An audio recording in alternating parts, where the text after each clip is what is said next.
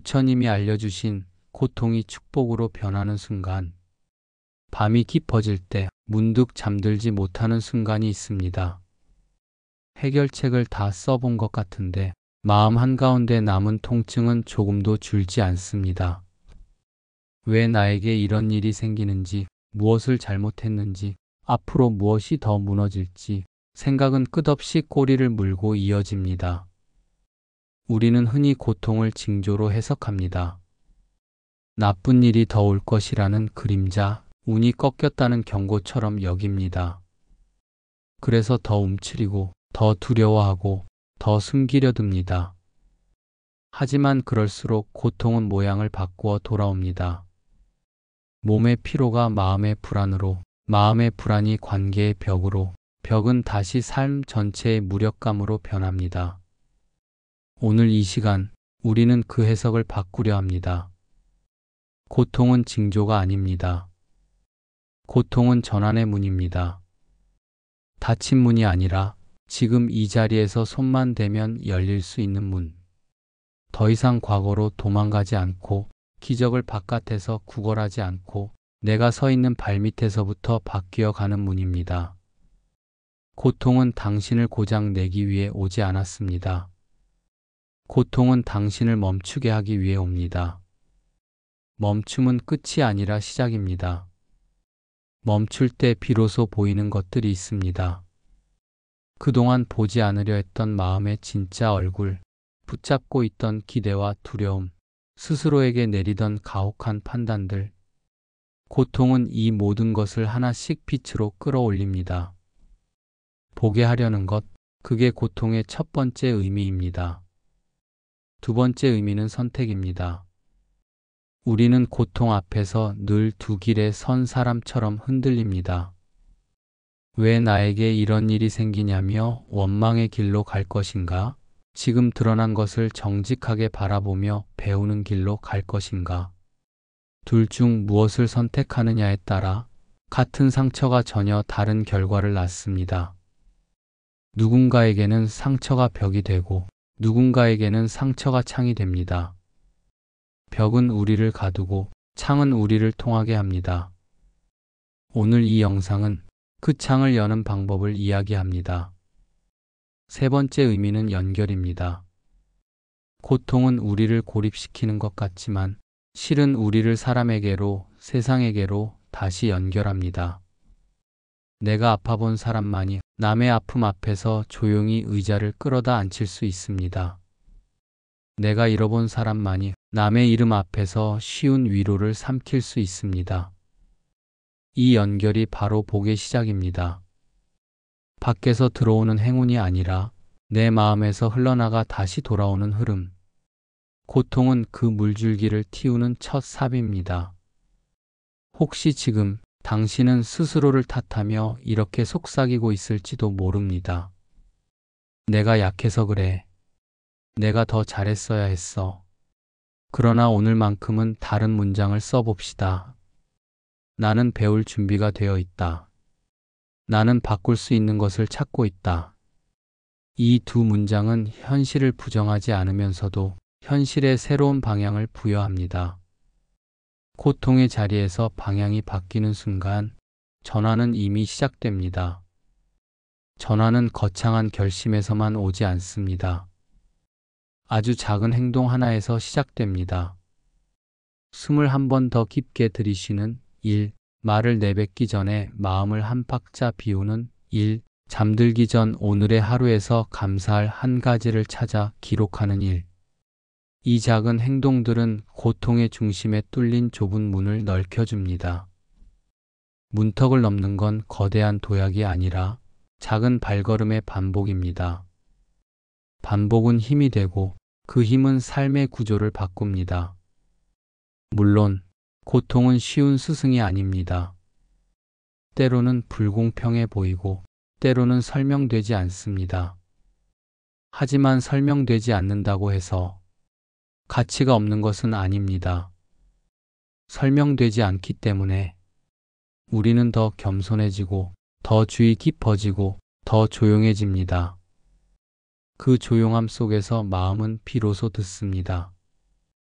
지금까지는 들리지 않던 신호를, 지금까지는 보이지 않던 길을. 오늘 우리는 세 가지 질문을 따라갈 것입니다. 첫째, 고통은 무엇을 보여주려 하는가? 둘째, 나는 무엇을 선택할 수 있는가? 셋째, 그 선택이 어떻게 복으로 이어지는가?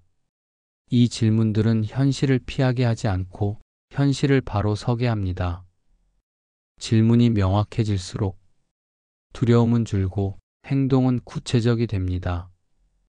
당신이 겪는 고통은 당신만의 것이 아닙니다. 인간이라면 누구나 건너야 할 다리입니다. 그렇다면 중요한 것은 다리가 있느냐 없느냐가 아니라 어떤 마음으로 다리를 건너느냐입니다. 서두르다 미끄러지지 않도록, 괜히 용기 없는 척 돌아서지 않도록 우리는 서로의 등을 떠밀지 않고 옆에서 보폭을 맞출 것입니다. 이 영상은 그 보폭을 위한 가이드입니다. 당신이 당신의 속도로, 그러나 분명히 앞으로 나아가도록. 지금 이 순간 혹시 눈앞의 문제가 당장 해결되지는 않을지 모릅니다. 하지만 바라보는 눈은 달라질 수 있습니다. 눈이 달라지면 마음이 바뀌고, 마음이 바뀌면 길이 바뀝니다. 길이 바뀌면 같은 하루도 다른 결과로 흐릅니다. 이것이 전환의 작동 방식입니다. 멀리 있는 기적을 기다리지 않고 가까운 자리에서 스스로 기적의 조건을 빚어가는 것. 그러니 오늘 우리의 목표는 단순합니다. 고통을 없애겠다는 허황한 약속이 아니라 고통을 통해 배우고 선택하고 연결하는 일. 그 배움이 삶의 방향을, 그 선택이 하루의 습관을, 그 연결이 당신의 복을 바꿀 것입니다. 고통이 축복으로 변하는 순간은 미래의 어느 날이 아니라 지금 이 순간 당신이 내리는 작고 정확한 결심 속에 있습니다. 이제 첫 장을 넘깁니다. 당신의 고통이 무엇을 말하려 하는지 그 목소리를 함께 들어보겠습니다. 그리고 그 목소리를 삶의 지도로 바꾸는 법을 한 걸음씩 배워가겠습니다. 여기서부터 시작합니다.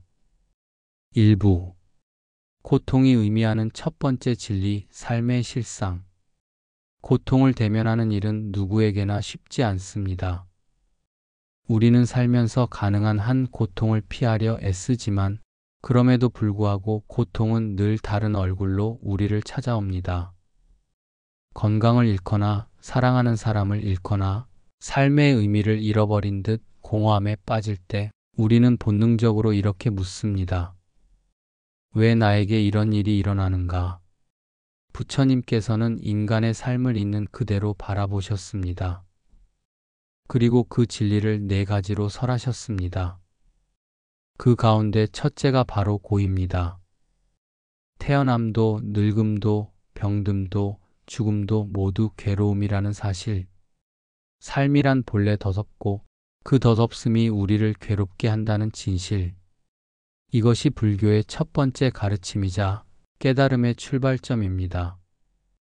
우리는 흔히 고통을 실패나 벌로 생각합니다. 그러나 부처님은 고통을 도망치거나 숨겨야 할 것이 아니라 먼저 인정해야 할 것이라 말씀하셨습니다.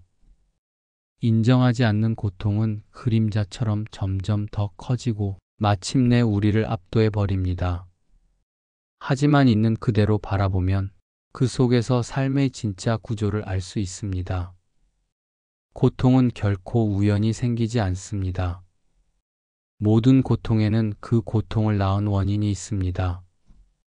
그 원인을 보지 못하면 우리는 같은 고통을 반복하며 살게 됩니다. 부처님은 그 원인을 가래, 즉 끝없는 집착과 탐욕에서 찾으셨습니다. 원인을 꿰뚫어 보지 못하면 아무리 고통을 없애려 해도 다른 모습으로 다시 찾아옵니다. 고통을 바라본다는 것은 그 불편함을 그대로 껴안는다는 뜻이 아닙니다. 그것은 현실을 외면하지 않는 용기입니다. 내가 겪는 슬픔, 불안, 상실을 있는 그대로 인정할 때 비로소 우리는 그 안에서 배우고 변화할 힘을 얻습니다. 도망칠 때는 결코 배울 수 없는 진리입니다. 한 수행자가 부처님께 여쭈었습니다. 세상에서 가장 위대한 가르침이 무엇입니까? 부처님은 이렇게 답하셨습니다. 괴로움을 있는 그대로 아는 것이 지혜의 시작이다. 괴로움을 있는 그대로 본다는 것은 고통을 저주나 벌로 보지 않고 삶이 가진 본래의 성질로 받아들이는 것입니다. 고통은 우리에게 이렇게 말하고 있습니다. 삶이 영원히 머무르지 않음을 보라. 내가 붙잡고 있는 것이 진정 너를 살리는 것인지 살펴보라. 이 부름에 응답할 때 고통은 더 이상 우리를 무너뜨리지 못합니다. 오히려 우리를 더 넓은 길로 이끕니다. 부처님은 또한 이렇게 말씀하셨습니다. 괴로움을 깊이 통찰한 이는 괴로움에 휩쓸리지 않는다. 고통의 바다에 빠져 허우적대던 사람이 바다의 흐름을 이해하게 되면 그 흐름에 휩쓸리지 않고 헤엄칠 수 있게 되는 것과 같습니다. 고통을 삶의 실상으로 받아들일 때 우리는 비로소 고통을 두려워하지 않게 됩니다. 그리고 그 순간부터 고통은 우리를 억누르는 짐이 아니라 깨어남의 문이 됩니다. 이것이 부처님이 가르치신 첫 번째 진리, 고의 가르침입니다. 2부. 피하려는 순간 더 깊어지는 고통. 우리는 본능적으로 고통을 피하려 합니다. 아프면 진통제를 찾고 외롭거나 슬프면 더 큰 소음을 찾아 외면합니다. 고통이 나타나면 즉시 없애거나 덮어야 한다고 믿기 때문입니다. 그러나 부처님은 이 본능이야말로 고통을 더 깊고 단단하게 만드는 첫 번째 원인이라고 말씀하셨습니다. 고통은 바람과도 같습니다. 막으려 할수록 더 세게 불고 외면할수록 또 다른 방향으로 찾아옵니다. 몸이 아픈데 마음까지 닫으면 육체의 고통은 두려움과 분노로 커집니다. 마음의 고통을 회피하면 그 불편함은 관계의 문제로 옮겨 붙고 관계에서 해결되지 않은 고통은 다시 몸의 병으로 돌아옵니다. 이처럼 고통은 피할수록 다른 얼굴로 변해 우리를 다시 찾아옵니다. 부처님은 이렇게 말씀하셨습니다. 괴로움은 괴로움을 피하려는 마음에서 자란다. 피하려는 순간 우리는 고통을 없애지 못하고 오히려 더 붙잡게 됩니다. 고통이 내 안에 있는 것을 인정하지 않으면 그 고통은 잠시 숨어 있다가 더 큰 모양으로 나타납니다. 현대 사회는 고통을 빠르게 해소할 방법을 찾습니다. 더 많은 약, 더 많은 오락, 더 많은 자극. 하지만 그것들은 불길 위에 덮어놓은 얇은 천과 같습니다. 잠시 불빛은 보이지 않아도 불씨는 더 뜨겁게 타오르고 있는 것입니다. 부처님은 이 사실을 오래전부터 꿰뚫어 보셨습니다. 부처님은 제자들에게 이렇게 말씀하셨습니다. 괴로움의 근원을 보지 못하면 괴로움은 이름을 바꾸어 다시 찾아온다. 즉, 원인을 직시하지 않은 채 결과만 없애려 하면 고통은 결코 사라지지 않는다는 것입니다. 우리가 해야 할 일은 고통을 없애는 것이 아니라 먼저 그 고통이 어디서 비롯되었는지 바라보는 것입니다. 예를 들어봅시다. 누군가에게 상처받은 경험이 있을 때 우리는 그 사람을 떠나거나 다시는 그를 만나지 않으려 합니다. 그러나 그 상처의 뿌리가 사람이 아니라 내 안의 집착과 두려움에 있다면 다른 사람과의 관계에서도 똑같은 고통을 반복하게 됩니다. 고통을 피하려 한 것이 오히려 고통의 굴레를 더 굳게 묶어버린 셈입니다. 부처님은 말씀하셨습니다. 가시가 발을 찌른 자는 가시를 빼내야 한다. 신발만 바꿔 신는다고 가시가 사라지지 않는다. 우리는 자주 신발만 바꾸려 합니다. 상황을 바꾸고 사람을 바꾸고 환경을 바꿉니다. 하지만 마음속에 남아있는 가시를 빼지 않는 한 고통은 다시 찾아옵니다. 피하려는 순간 고통이 더 깊어지는 이유는 바로 여기에 있습니다.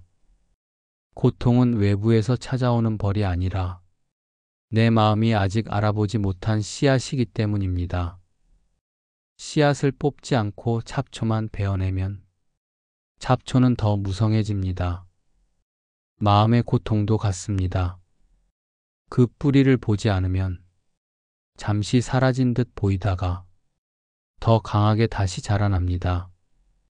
부처님은 우리에게 고통과 맞서 싸우라고 하지 않으셨습니다. 또 고통을 애써 사랑하라고도 하지 않으셨습니다. 다만 고통을 있는 그대로 바라보라고 하셨습니다.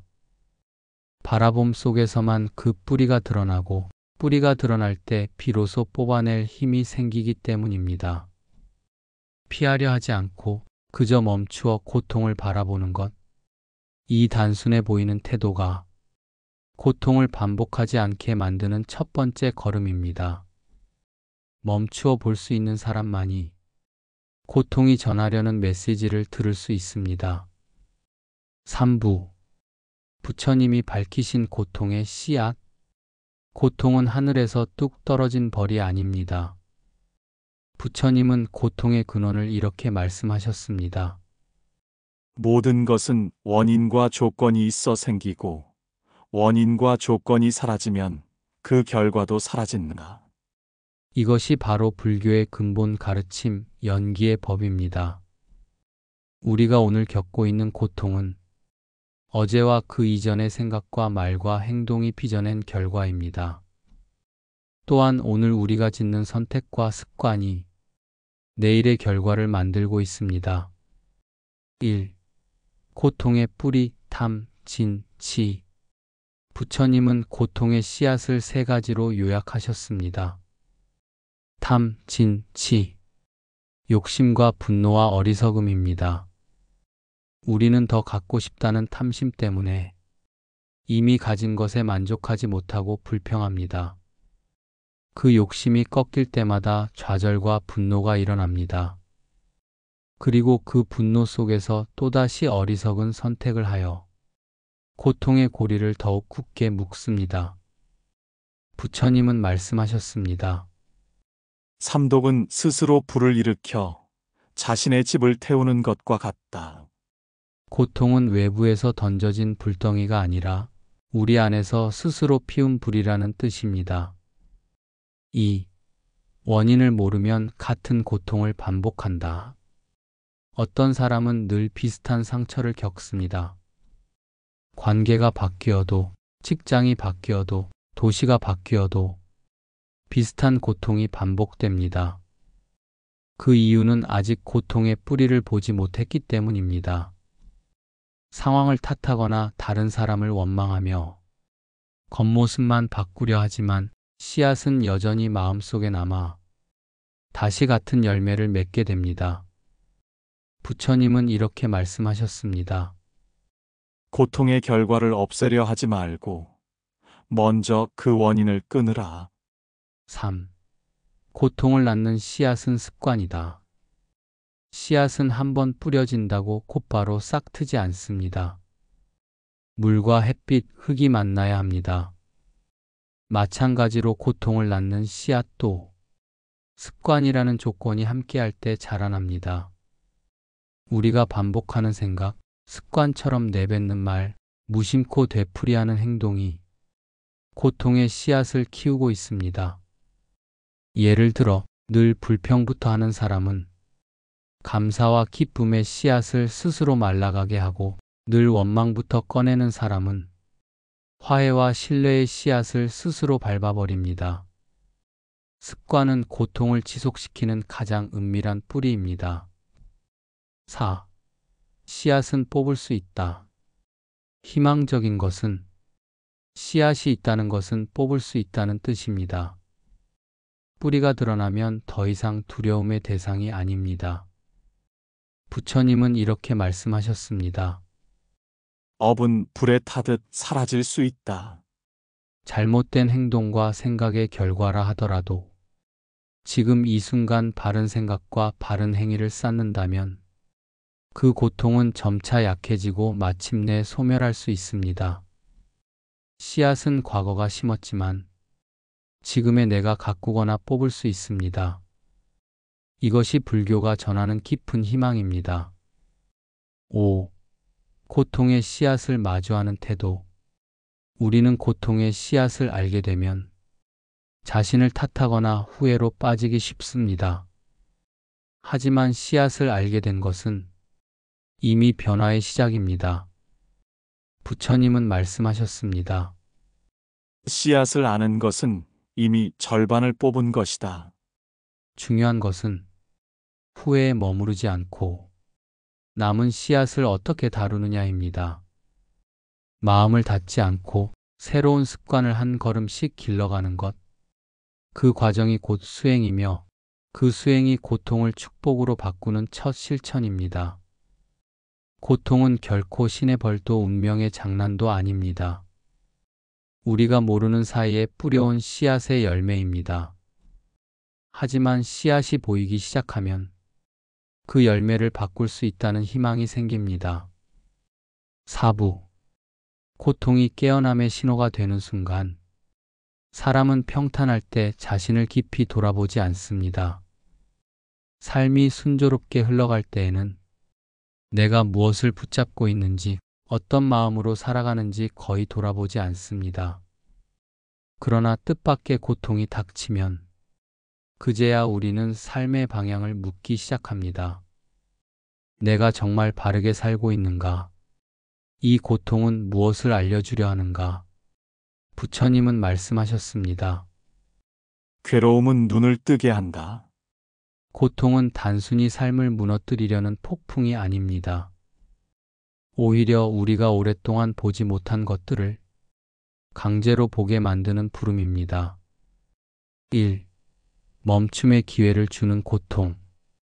우리는 늘 더 많은 것을 쫓습니다. 돈, 인정, 사랑, 편안함. 그것을 얻기 위해 앞만 보고 달립니다. 하지만 고통은 그 길을 막아 세웁니다. 병이 찾아오면 우리는 멈춰서 몸의 소중함을 다시 배우게 됩니다.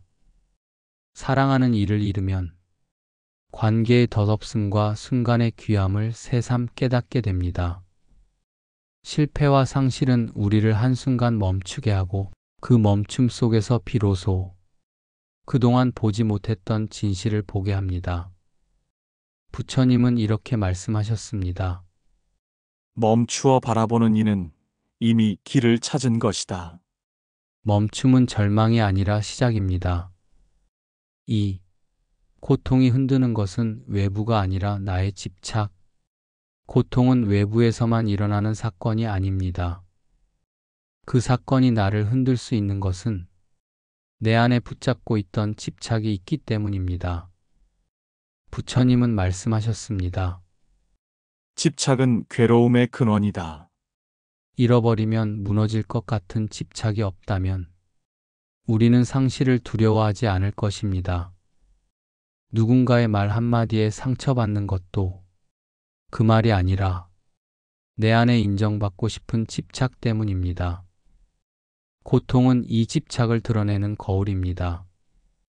그 거울을 통해 자신을 보지 못하면 우리는 고통을 탓하며 더 깊이 빠져들지만 그 거울을 통해 자신을 볼 수 있다면 고통은 더 이상 적이 아니라 스승이 됩니다.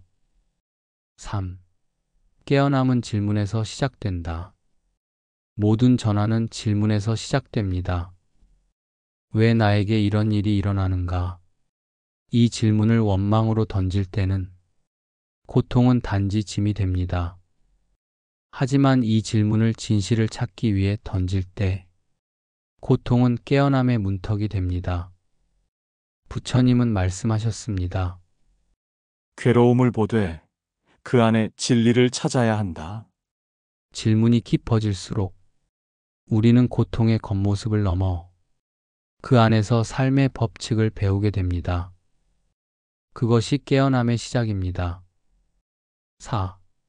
깨어남의 순간 고통은 다른 얼굴을 한다. 많은 이들이 증언합니다. 가장 힘든 시절이 지나고 나서야 그 시간이 자신을 성장시키고 있었다는 사실을 깨달았다고.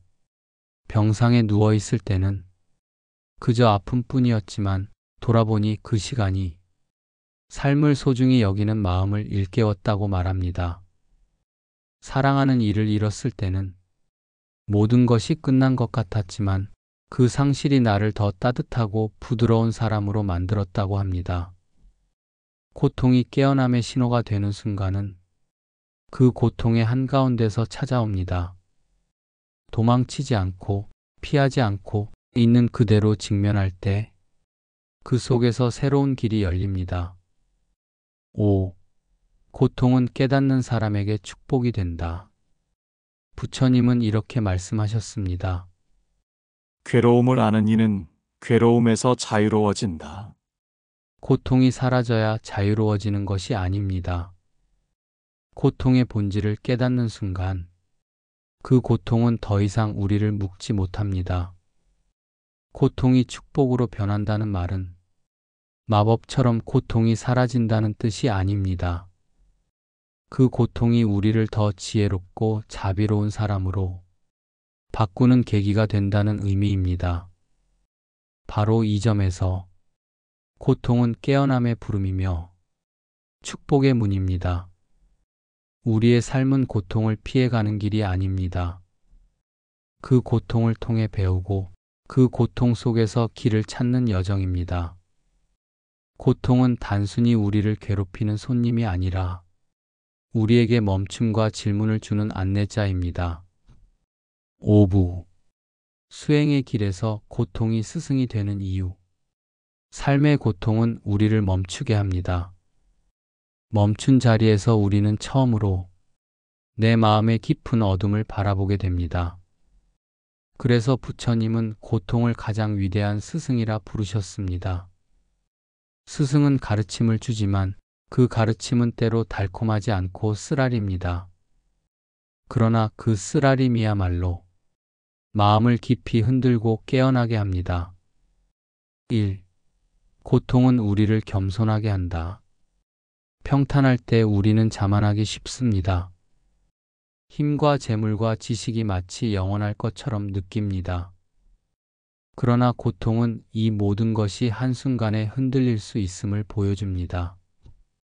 병이 찾아올 때 우리는 몸이 한없이 연약함을 알게 되고 사랑하는 이를 떠나보낼 때 인연의 덧없음을 절실히 깨닫습니다. 부처님은 말씀하셨습니다. 괴로움은 교만을 낮추고 낮아진 마음에 지혜가 깃든다. 고통은 우리를 무너뜨리려는 것이 아니라 우리 마음의 교만을 꺾어 다시 진실과 가까워지게 합니다. 이 겸손함에서 수행은 시작됩니다. 2. 고통은 집착을 내려놓게 한다. 고통이 없다면 우리는 집착이 우리를 묶고 있다는 사실조차 알지 못합니다. 원하는 대로 다 이루어지고 편안함이 계속 이어진다면 붙잡고 있는 것이 우리를 자유롭지 못하게 만든다는 사실을 보지 못합니다. 부처님은 이렇게 말씀하셨습니다. 괴로움은 그대가 붙잡고 있는 것을 놓게 한다. 아픔을 겪으면서 우리는 비로소 집착이 우리를 얼마나 힘들게 했는지 알게 됩니다. 그 깨달음이 손을 펴게 하고 손을 편 그 순간부터 마음은 가벼워집니다. 3. 고통은 멈춤을 가르친다. 수행의 첫걸음은 멈춤입니다. 바쁘게 달리기만 할 때는 자신의 발걸음을 볼 수 없습니다. 멈추면 비로소 발자국을 보고 그 방향이 바른지 살필 수 있습니다. 부처님은 제자들에게 자주 이렇게 말씀하셨습니다. 괴로움이 올 때 달아나지 말고 멈추어 보라. 멈춘 자는 이미 길 위에 있다. 고통은 우리를 멈추게 하여 그동안 보지 못했던 마음의 길을 보게 합니다. 이 멈춤이 바로 수행의 시작입니다. 4. 고통은 자비를 자라게 한다. 스스로 아픔을 겪어본 사람만이 타인의 고통 앞에서 함부로 판단하지 않습니다. 고통은 우리를 부드럽게 하고 타인의 상처를 이해할 수 있는 눈을 열어줍니다. 부처님은 이렇게 말씀하셨습니다. 자신의 괴로움을 아는 이는 타인의 괴로움을 헤아릴 줄 안다. 이 자비가 수행의 핵심입니다. 고통은 우리를 세상과 더 깊이 연결시켜 타인의 슬픔 앞에 조용히 손을 내밀게 합니다. 그 손 내밈이 바로 복을 짓는 길입니다. 5. 고통은 집착을 태우는 불이 된다. 수행의 길은 단지 이론을 배우는 것이 아니라 실제로 마음의 집착을 덜어내는 과정입니다. 그 집착은 고통 없이는 쉽게 놓이지 않습니다. 고통은 때로 불처럼 우리를 태우지만 그 불길 속에서 오래된 집착들이 함께 사라집니다. 부처님은 말씀하셨습니다. 업은 불에 타듯 사라질 수 있다. 겪어야 할 고통을 피하지 않고 그 안에서 배우고 내려놓으면 그 고통은 더 이상 새 업을 만들지 않습니다. 그 자리가 곧 수행의 열매가 피어나는 자리입니다. 6.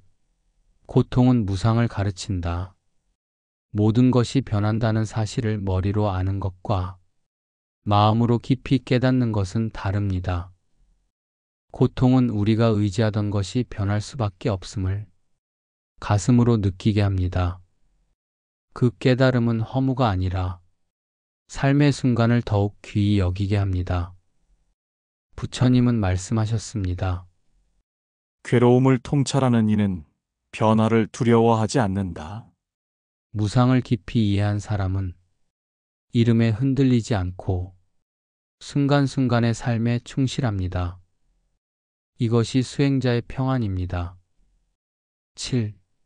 고통은 참된 자유를 향한 문이다. 많은 이들이 고통이 사라져야 자유롭다고 생각합니다. 하지만 부처님은 달리 말씀하셨습니다. 괴로움을 넘어선 것이 자유가 아니라 괴로움 속에서도 흔들리지 않는 것이 자유다. 고통은 우리를 가두는 벽처럼 보이지만 그 벽을 있는 그대로 바라볼 때 그 벽은 문으로 바뀝니다.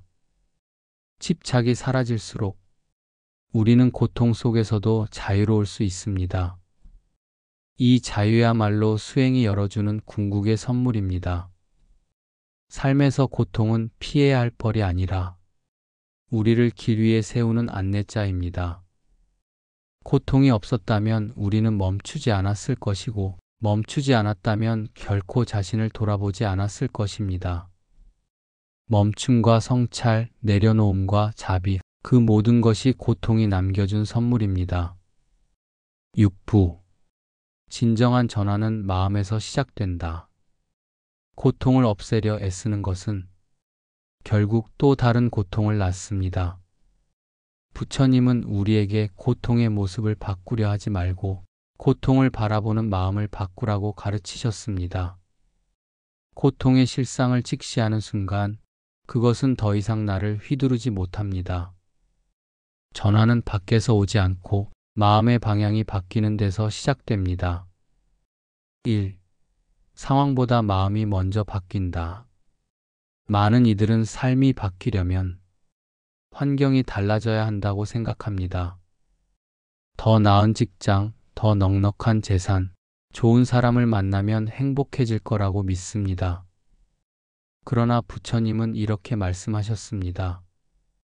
외부의 형상은 마음을 따르며 마음이 바르면 세상도 바르다. 같은 환경에서도 어떤 이는 불평으로, 어떤 이는 감사로 살아갑니다. 환경이 행복을 만드는 것이 아니라 그 환경을 바라보는 마음이 행복의 질을 결정합니다. 마음을 바꾸지 않은 채 상황만 바꾸려 하면 잠시 나아지는 듯 보이지만 결국 같은 문제에 부딪히게 됩니다. 2. 받아들이는 순간 고통은 힘을 잃는다. 고통을 없애려 싸우면 우리는 고통과 더 얽히게 됩니다. 그러나 고통을 있는 그대로 인정하면 그것이 우리를 지배할 수 없습니다. 부처님은 이렇게 말씀하셨습니다. 고통은 있는 그대로 보되 그 고통을 나라고 붙잡지 말라. 고통은 나의 본질이 아니라 지나가는 경험임을 아는 순간 우리는 그 고통의 주인이 됩니다. 피하려 하지 않고 받아들이는 그 순간 고통은 더 이상 우리를 흔들 힘을 잃습니다. 3. 생각의 전환이 길을 바꾼다. 같은 상황이라도 어떤 사람은 원망을 배우고 어떤 사람은 감사와 지혜를 배웁니다. 차이는 사건이 아니라 그 사건을 해석하는 생각의 방식에 있습니다. 예를 들어 실패를 단순히 불운으로 여기는 사람은 좌절 속에 머무르지만 실패를 배우고 성장할 기회로 보는 사람은 같은 사건을 새로운 출발점으로 삼습니다. 부처님은 말씀하셨습니다. 마음이 선하면 괴로움도 선의 길로 이끈다. 생각이 바뀌는 순간 길은 스스로 바뀝니다. 4. 전환은 작은 실천에서 자란다. 마음을 바꾸는 일은 큰 결심 한 번으로 이루어지지 않습니다. 작은 실천이 반복될 때 점차 마음의 방향이 바뀝니다.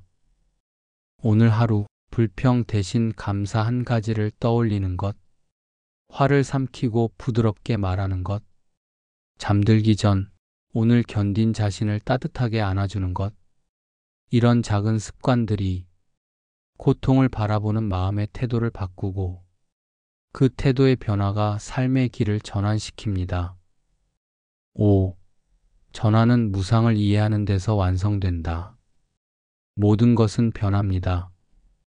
고통도, 기쁨도, 관계도, 몸도 이 변화를 받아들이면 집착은 저절로 느슨해지고 그 느슨함이 마음의 자유를 열어줍니다.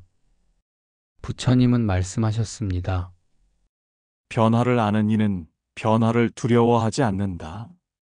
우리가 붙잡고 놓지 못해 더 큰 고통을 겪지만 무상을 깊이 이해하면 이름조차 배움이 되고 상실조차 성장의 길이 됩니다. 이 깨달음이 고통을 축복으로 바꾸는 마음의 전환의 핵심입니다. 6.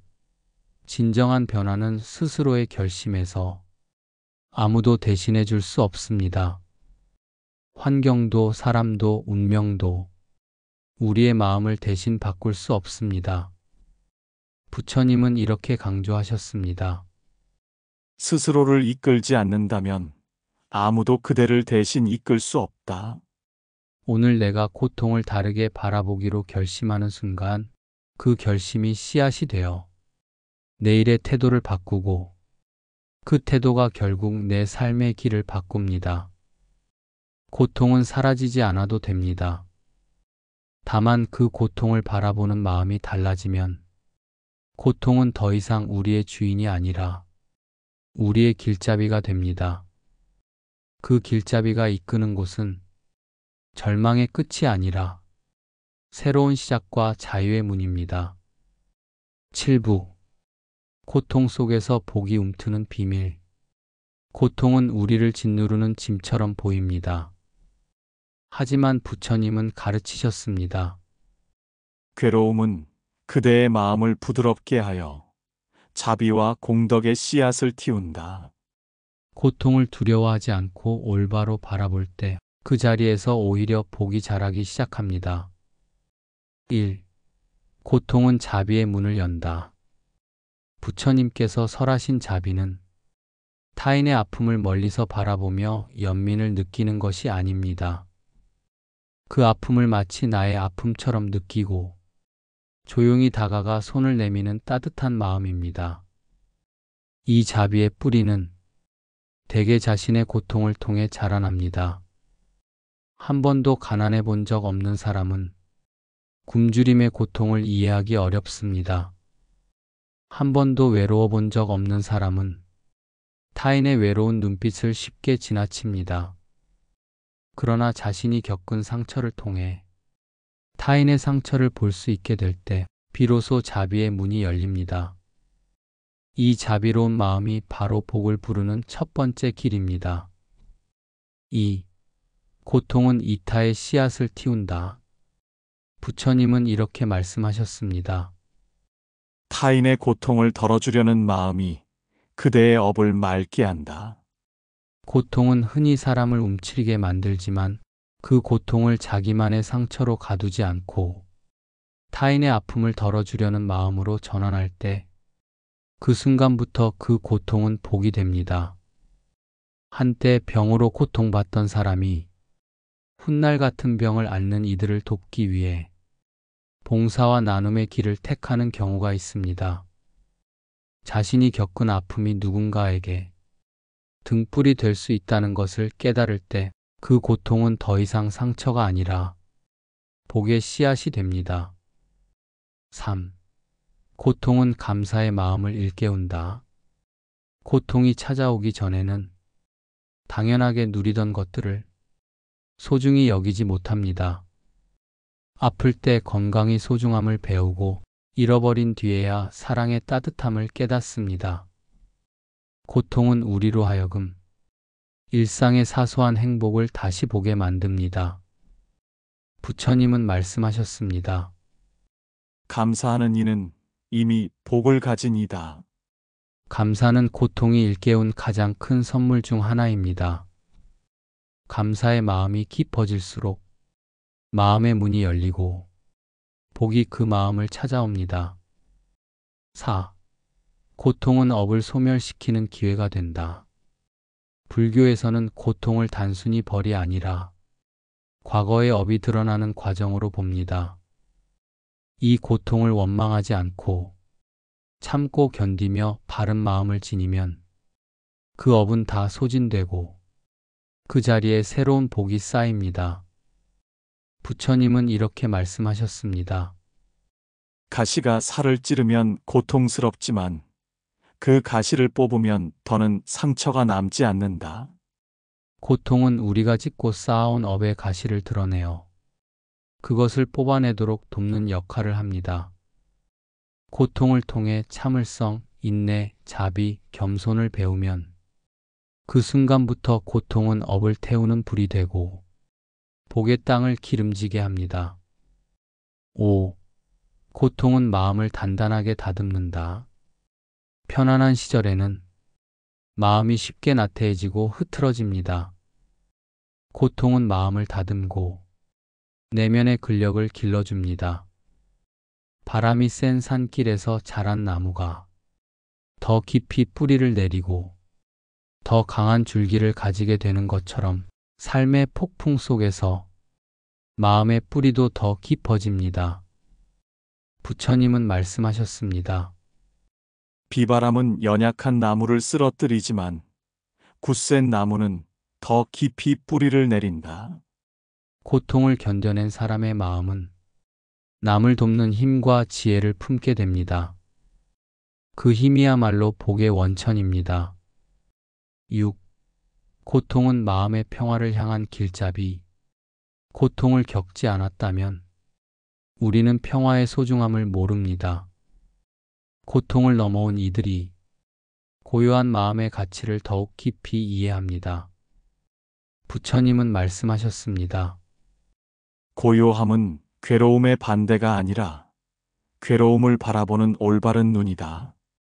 고통을 지나면서 우리는 고요한 마음의 중요성을 배우고 그 고요함이 삶을 복으로 이끄는 문이 됩니다. 고통은 우리를 약하게만 만들지 않습니다. 그것은 우리 마음을 부드럽게 하고 또 단단하게 합니다.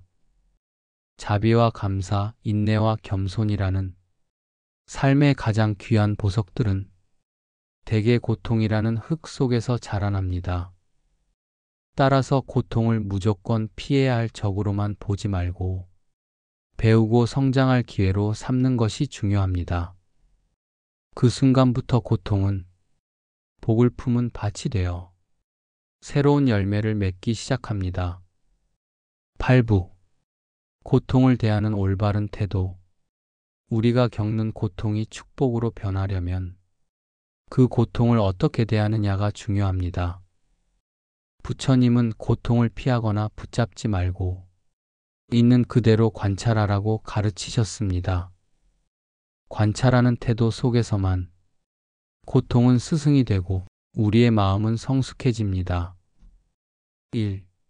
부정하지 않고 인정하기. 대부분의 사람들은 고통이 찾아오면 먼저 부정하려 합니다. 이건 진짜가 아니야. 곧 지나가겠지. 하지만 고통을 부정하면 그 고통은 더 깊은 그늘 속에서 우리의 마음을 붙잡습니다. 부처님은 말씀하셨습니다.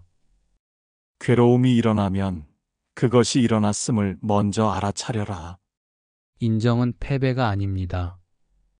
고통이 있다는 사실을 분명히 인정할 때 우리는 그 고통을 붙잡히지 않고 담담히 바라볼 수 있습니다. 2. 고통과 싸우지 않고 바라보기. 고통을 없애기 위해 몸부림칠수록 우리는 고통에 더 휘둘립니다. 그러나 고통을 싸움의 대상으로 보지 않고 관찰의 대상으로 바라보면 그 고통은 점차 힘을 잃습니다.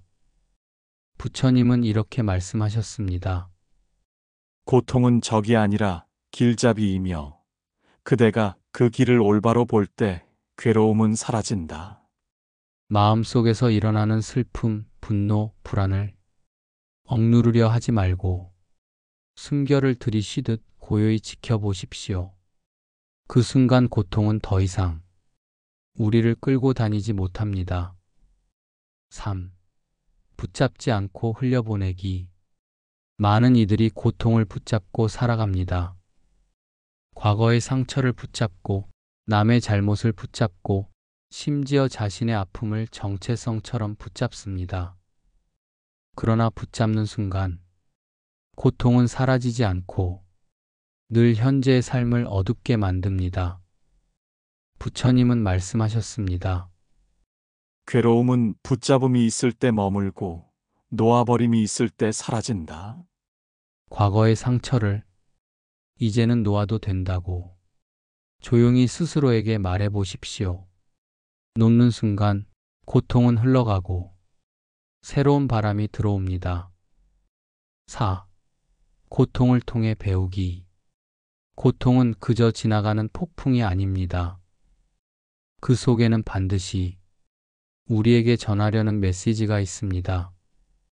어떤 고통은 우리가 집착하던 것을 내려놓으라는 신호이고 어떤 고통은 감사해야 할 것을 보라는 부름입니다. 또 어떤 고통은 타인의 아픔을 이해하라는 초대입니다. 고통의 메시지를 읽어낼 때 그 고통은 더 이상 적이 아니라 삶의 교과서가 됩니다. 5. 고통 속에서 멈추고 숨을 쉬기.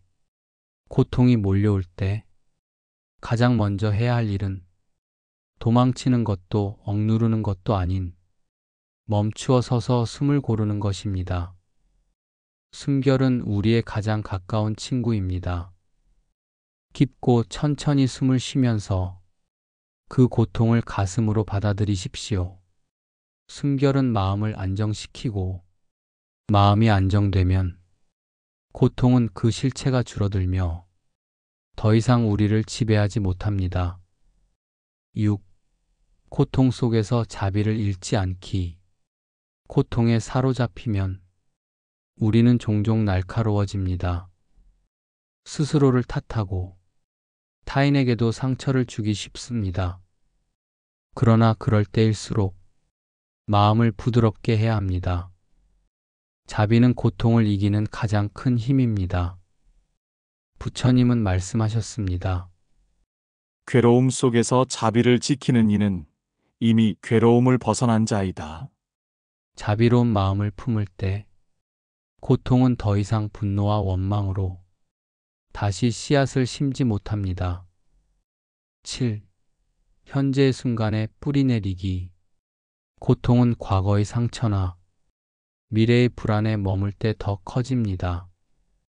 그러나 지금 이 순간에 머무르면 고통은 그 힘을 잃습니다. 부처님은 이렇게 가르치셨습니다. 과거는 이미 지나갔고 미래는 아직 오지 않았다. 현재의 순간이야말로 그대가 살아있는 자리이다. 현재에 집중하면 불안은 줄어들고 고통은 자연스레 흐릅니다. 8. 고통을 넘어서는 길. 올바른 태도는 고통을 무시하는 것도 고통에 휘둘리는 것도 아닙니다. 고통과 함께 걸으며 그 안에서 지혜와 자비를 배우는 것입니다. 고통을 피하려 하지 않고 있는 그대로 바라보며 붙잡지 않고 흘려보내며 자비와 감사로 그 시간을 견디면 그 고통은 더 이상 우리를 속박하지 못합니다. 오히려 그 자리에서 지혜와 복이 자라납니다. 고통은 언제나 우리에게 이렇게 말하고 있습니다. 나는 너를 괴롭히기 위해 온 것이 아니라 너를 일깨우기 위해 왔다. 우리가 그 부름에 응답하는 태도를 갖추면 고통은 스승이 되고 그 스승은 우리를 더 따뜻하고 지혜로운 사람으로 이끕니다. 이제 남은 것은 우리 각자가 그 부름 앞에서 어떤 태도를 선택할 것인가 하는 문제입니다. 우리는 흔히 고통을 인생의 적으로 여깁니다. 하지만 오늘 부처님의 가르침 속에서 배운 것은 고통이야말로 우리를 멈추게 하고 깨어나게 하며 마침내 복으로 이끄는 숨은 스승이라는 사실입니다. 삶의 어느 시기에나 고통은 찾아옵니다. 그때 우리는 두 가지 길 가운데 하나를 선택합니다. 원망과 두려움 속에 스스로를 가두거나 그 고통을 통해 배우고 성장하는 길을 걷는 것. 선택은 언제나 우리 안에 있습니다. 부처님은 이렇게 말씀하셨습니다. 괴로움을 아는 이는 괴로움에서 벗어나고 괴로움을 모르는 이는 괴로움에 묶인다. 지금 당신이 겪는 아픔이 단지 불행의 징조가 아니라 삶이 당신을 초대하는 전환의 문임을 기억하십시오. 그 문을 외면하지 않고 겸손히 배우고 조용히 걸음을 내디딜 때 고통은 더 이상 짐이 아니라 지혜와 자비가 자라나는 밭이 됩니다. 오늘 우리가 함께한 여정이 당신이 자신의 고통을 바라보는 눈을 조금이나마 부드럽게 바꾸어 주길 바랍니다. 그 변화가 언젠가 당신의 삶의 잔잔한 평화와 따뜻한 복으로 돌아오기를 기원합니다.